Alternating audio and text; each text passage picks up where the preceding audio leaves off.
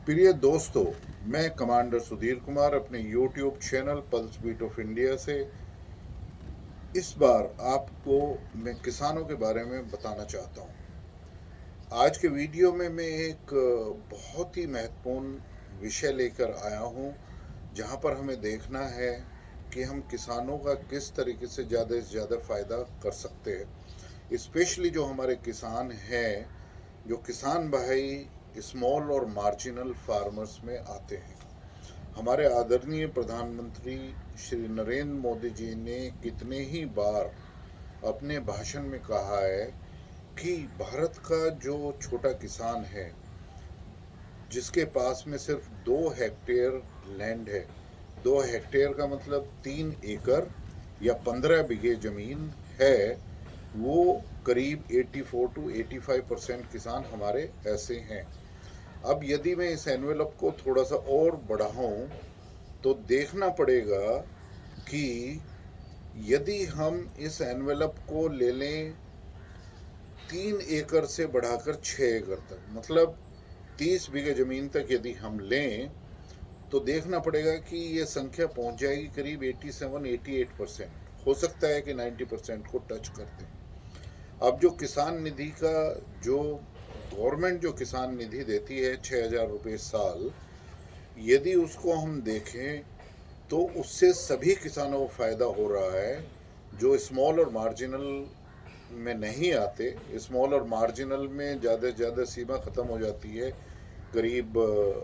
6 एकड़ तक या 30 बीघे तक। और 84-85% जैसा कि मैंने पहले भी कहा कि वो ख़त्म होती है सीमा सिर्फ 2 हेक्टेयर या 3 एकड़ या 15 बीघे के ऊपर। तो क्या ये ज़रूरी है कि किसान निधि उन सभी किसानों को दी जाए जिनके पास में 30 बीघे से ज़्यादा या जो 4 हेक्टेयर या 6 एकड़ से ज़्यादा ज़मीनें बिल्कुल नहीं दी जानी चाहिए। तो पहला तो मेरा सुझाव गवर्नमेंट ऑफ इंडिया, भारतीय सरकार को और अपने आदरणीय प्रधानमंत्री जी को, या जो हमारे एग्रीकल्चर मिनिस्टर हैं सेंट्रल गवर्नमेंट में, उनको यही है सुझाव कि ये निधि 30 बीघे से ऊपर के किसानों के लिए रेगुलेटेड करनी चाहिए। और जो हमारे 15 बीघे तक के किसान हैं, 2 हेक्टेयर के किसान हैं, 85% जिनकी स्ट्रेंथ है भारतवर्ष में, पूरे किसानों के यदि हम लगाएं संख्या, तो उनको ये निधि 6,000 से बढ़ाकर 20,000 कर देनी चाहिए। और जो हमारे फिर 15 बीघे से 30 बीघे के जो किसान हैं, उनको ये निधि 15,000 रुपये करनी चाहिए और 30 बीघे के बाद ये किसी को भी नहीं मिलनी चाहिए। अब मेरा दूसरा सुझाव ये है भारतीय सरकार को कि हम यदि देखें कि इनकम टैक्स का फ़ायदा, एग्रीकल्चर पर इनकम टैक्स का जो फ़ायदा उठा रहे हैं, वो सारे किसान ऐसे हैं जो 100 बीघे से ज़्यादा, मतलब 20 एकड़ से ज़्यादा उनके पास में लैंड है।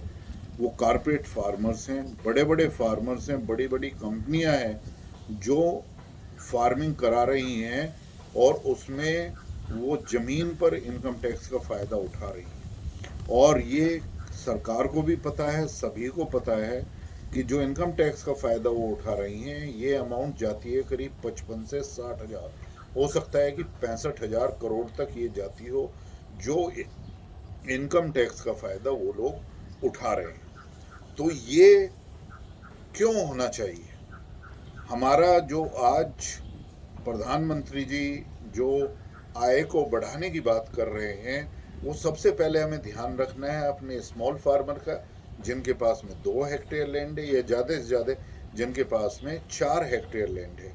उन्हीं का हमें ध्यान रखना चाहिए। जो बड़े कारपोरेट किसान हैं, जो बड़े लैंडलॉर्ड्स हैं, उनका हमें क्यों ध्यान रखना चाहिए, क्यों उनको इनकम टैक्स में? और इसलिए जो ये अमाउंट यदि रेगुलेटेड की जाए, यदि उनको ये इनकम टैक्स का फ़ायदा नहीं दिया जाए, तो भारतीय सरकार के पास में 55 से 60 हज़ार करोड़ रुपया बच के आएगा। और उस 55 से 60 हज़ार करोड़ रुपए को आप स्मॉल एंड मार्जिनल फार्मर्स में यदि आप किसान निधि के रूप में देंगे, तो उनका बहुत फ़ायदा होगा। क्योंकि उनको अपने बच्चे और सारे खर्चे करने के लिए उनके पास में बहुत ही सीमित साधन है। अब मेरा तीसरा सुझाव जो है वो फिर एक बहुत ही महत्वपूर्ण है कि ये सारे कारपोरेट फार्मर्स जो इनकम टैक्स का एग्जेम्पशन लेते हैं, इसी तरीके से वो फ़ायदा उठा रहे हैं वो सब्सिडी का। यदि सब्सिडी का उन पर एग्रीकल्चर जो हमारे खाद हैं या केमिकल्स हैं जो किसान भाइयों को दिया जाता है वो उसका, और ये फ़ायदा भी उनको करीब वही 55 से 60 हो सकता है कि 65,000 करोड़ के करीब वो फ़ायदा उठाते हैं। तो ये निधि भी जो 60 से 65,000 करोड़ रुपए सालाना है, ये भी उनको बचत में मिलेगी। तो इस तरीके से यदि मेरे सुझाव को मान लिया जाए तो भारतीय सरकार के पास में 1,20,000 करोड़ रुपए की जो एक राशि आती है, उस राशि से हमारे जो छोटे किसान हैं, स्मॉल फार्मर्स हैं 15 बीघे तक के,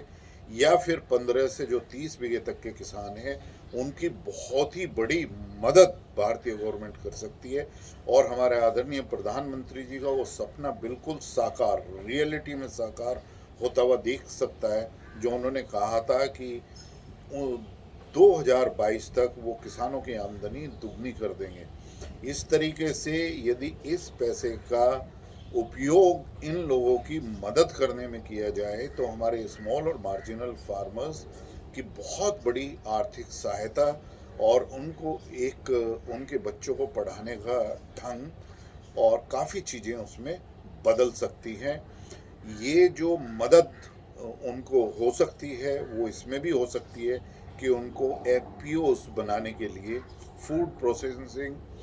ऑर्गेनाइजेशंस क्रिएट करने के लिए, या एक सम्मिलित होकर खेती करने के लिए, और उसके साथ जो जुड़े हुए गांव में जो उद्योग शुरू हो सकते हैं, शायद उसमें भी उनको यदि हम कुछ इंसेंटिव देकर और उनको एकत्रित और संगठित करके गांव में हम काम करेंगे, और ये जो 1,20,000 रुपये है उससे उनका सारा का सारा जो है वो एक तरीके से पूरा